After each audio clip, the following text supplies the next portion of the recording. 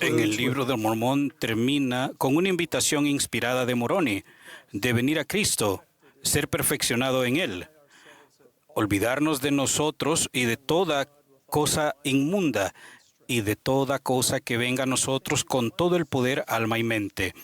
De interés resulta que la última frase de su instrucción anticipe tanto la resurrección como el juicio final. Él dijo: pronto iré a descansar en el paraíso de Dios, hasta que mi espíritu y mi cuerpo de nuevo se reúnan, y sea llevado triunfante por el aire para encontraros ante el agradable tribunal del gran Jehová, el juez eterno de vivos y muertos. Me intriga el uso que hace Moroni de la palabra agradable para describir el juicio final. Otros profetas del libro de Mormón describen de manera similar el juicio como un día glorioso, uno que debemos esperar con el ojo de la fe. Sin embargo, cuando pensamos en el día del juicio, nos vienen a la mente otras descripciones proféticas tales como vergüenza y terrible culpa, espanto y miedo, y miseria interminable.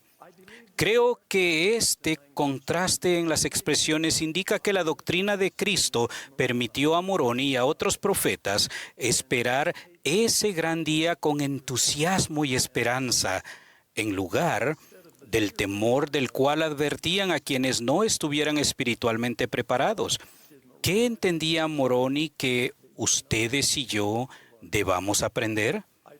Ruego la ayuda del Espíritu Santo mientras consideramos el plan de felicidad y de misericordia del Padre Celestial, la función expiatoria del Salvador en el plan del Padre y cómo responderemos por nuestros pecados en el día del juicio. Los propósitos generales del plan del Padre son brindar a sus hijos procreados como espíritus oportunidades de recibir un cuerpo físico, aprender a discernir el bien del mal mediante la experiencia terrenal, crecer espiritualmente y progresar por la eternidad. Lo que en Doctrina y Convenio se denomina albedrío moral es fundamental en el plan de Dios para llevar a cabo la inmortalidad y la vida eterna de sus hijos e hijas. Este principio se describe en las Escrituras como albedrío y la libertad para escoger y para obrar. El término albedrío moral es instructivo. Entre los sinónimos de la palabra moral se encuentran íntegro, honesto y decente. Entre los de la palabra albedrío se pueden encontrar voluntad y decisión. Por lo tanto, se puede entender el albedrío moral como la facultad y el privilegio de escoger y actuar por nosotros mismos de maneras que sean íntegras, honestas, decentes y verídicas. Las creaciones de Dios incluyen tanto las cosas que actúan como aquellas sobre las cuales se actúa, y el albedrío moral es el poder de actuar con independencia que nos faculta por designio divino y como hijos de Dios para llegar a ser agentes que actúan y no objetos sobre los cuales se actúa. La tierra fue creada como un lugar en que los hijos del Padre Celestial pudieran ser probados para ver si harían todas las cosas que el Señor su Dios les mandare. Y uno de los propósitos de la creación y de nuestra existencia terrenal es brindarnos la oportunidad de actuar y convertirnos en lo que el Señor nos invita a llegar a ser. El Señor instruyó a Enoc: «He allí a estos tus hermanos, son la obra de mis propias manos, y les di su conocimiento el día en que los creé, y en el jardín de Edén le di al hombre su albedrío. Y a tus hermanos he dicho, y también he dado mandamiento, que se amen el uno al otro y que me prefieran a mí, su Padre». Los propósitos del ejercicio del albedrío son que nos amemos unos a otros y que prefiramos o escojamos a Dios. Ambos propósitos se alinean con el primero y el segundo gran mandamiento de amar a Dios con todo nuestro corazón, alma y mente, y amar a nuestro prójimo como a nosotros mismos. Piensen en qué se nos manda. No se nos exhorta ni aconseja, sino que se nos manda que usemos nuestro albedrío para amarnos unos a otros y escoger a Dios. Permítanme sugerir que en las Escrituras el calificativo moral no es solo un adjetivo, sino quizás una directiva divina sobre cómo debemos usar el albedrío. El himno Haz el bien se titula así por una razón. No se nos ha bendecido con albedrío moral para que hagamos lo que queramos y cuando queramos. Más bien, de conformidad con el plan del Padre, hemos recibido el albedrío moral para buscar la verdad eterna y actuar de acuerdo con ella. Siendo como somos nuestros propios agentes, debemos estar anhelosamente consagrados a causas buenas, hacer cosas de nuestra propia voluntad y efectuar mucha justicia. La importancia eterna del albedrío moral se pone de relieve en el relato del concilio preterrenal que se encuentra en las Escrituras. Lucifer se rebeló en contra del plan del Padre para sus hijos y pretendió destruir el poder de actuar con independencia. Resulta que la actitud desafiante del diablo se centrara en el principio del albedrío moral.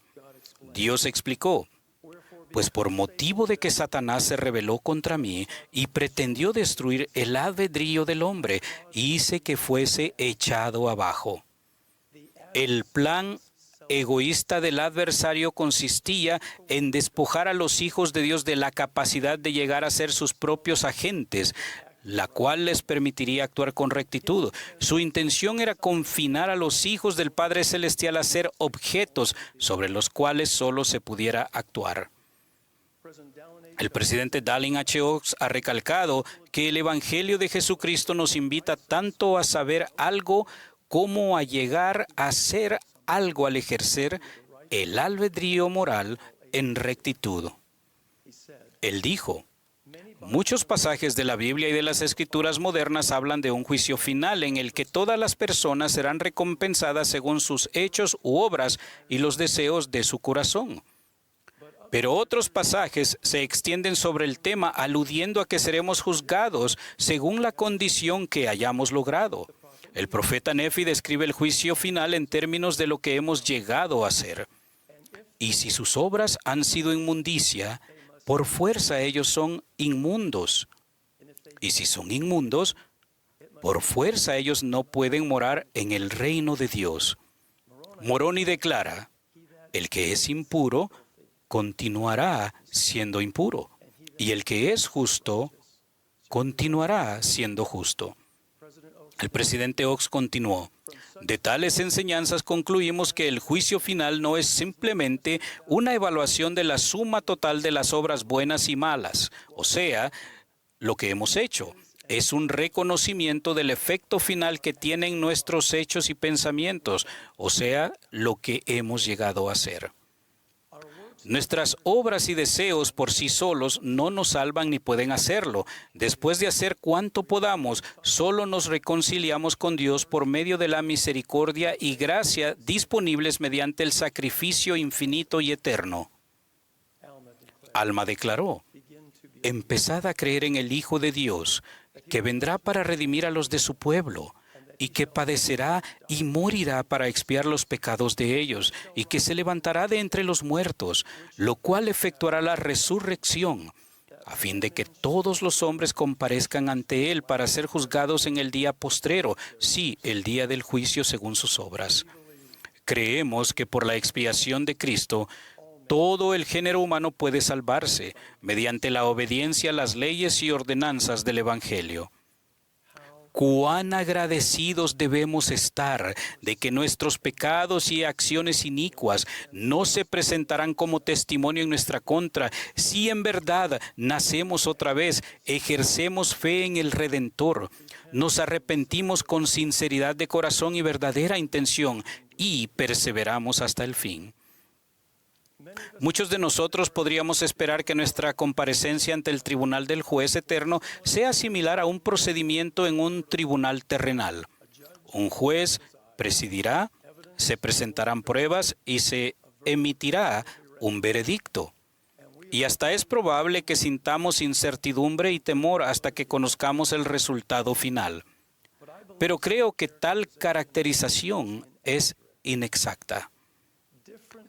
Diferente y a la vez relacionado con los temores terrenales que a menudo experimentamos es lo que las las Escrituras describen como temor o el temor del Señor. A diferencia del temor del mundo que causa alarma y ansiedad, el temor del Señor invita a la paz, seguridad y confianza a nuestra vida. El temor recto abarca un profundo sentimiento de reverencia y asombro por el Señor Jesucristo, la obediencia a sus mandamientos y la expectativa de que el juicio final y la justicia están en su mano. El temor del Señor surge de una correcta comprensión de la naturaleza divina y la misión del Redentor, la disposición a someter nuestra voluntad a su voluntad y el conocimiento de que todo hombre y mujer tendrán que rendir cuentas de sus deseos, pensamientos, palabras y obras terrenales en el día del juicio. El temor del Señor no es una aprensión renuente a presentarnos ante Él para ser juzgados.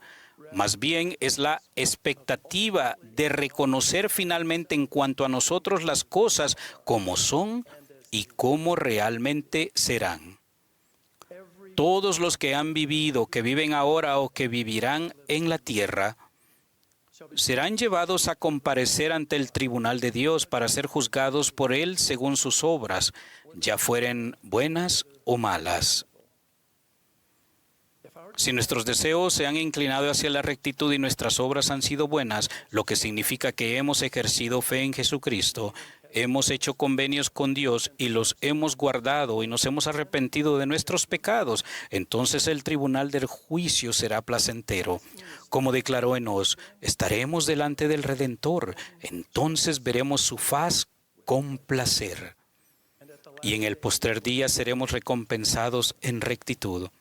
Por el contrario, si nuestros deseos han sido para mal y nuestras obras malas, entonces el día del juicio será causa de pavor. Tendremos un conocimiento perfecto, un vivo recuerdo y un vivo sentimiento de nuestra propia culpa.